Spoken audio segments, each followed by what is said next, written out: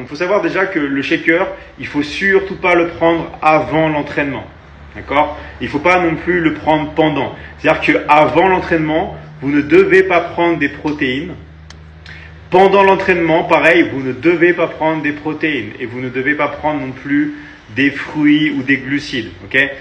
Vous avez suffisamment d'énergie dans votre corps, vous allez l'utiliser et après tout ce qui va être nutrition, tout ça, d'accord, c'est après l'entraînement.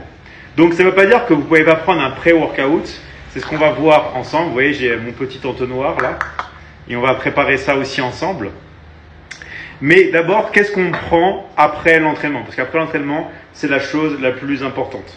En fait, j'ai pris un shaker où j'ai mis de l'eau, okay, de l'eau minérale dedans. Et ensuite, ce que j'ai fait, c'est que j'ai mis 2 doses de protéines. Okay. Ensuite, à ça, je vais rajouter une dose de collagène. Donc, ce qu'il faut savoir, c'est que le collagène que je mets, il n'y a pas de sucre dedans, il n'y a pas de glucides. Donc, et il y a les 3 types dedans. Type 1, 2 et 3. Donc je mets le collagène là. Ensuite, ce que je vais faire, c'est que je vais mettre de la créatine. Okay. Donc pareil, une dose de créatine que je prends ici. Okay. Je mets une dose de créatine dans mon shaker. Et après, qu'est-ce que je vais faire? Je vais mettre de la leucine. D'accord. Donc pour moi, la leucine, c'est vraiment un produit magique. Je tourne à ça depuis des années.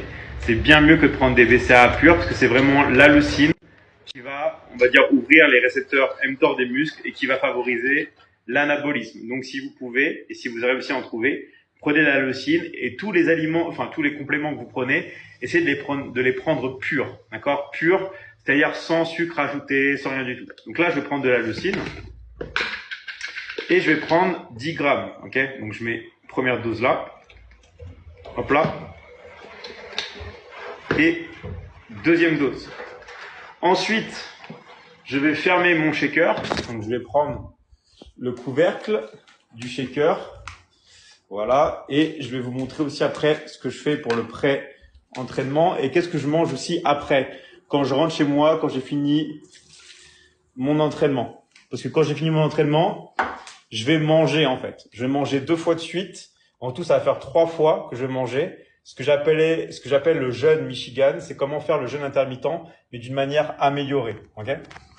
Donc ensuite, qu'est-ce qui se passe? Là, j'ai mon shaker. Donc vraiment, fermez-le bien. Moi, je vous conseille de le préparer la veille, comme ça, vous êtes prêt au niveau du jour.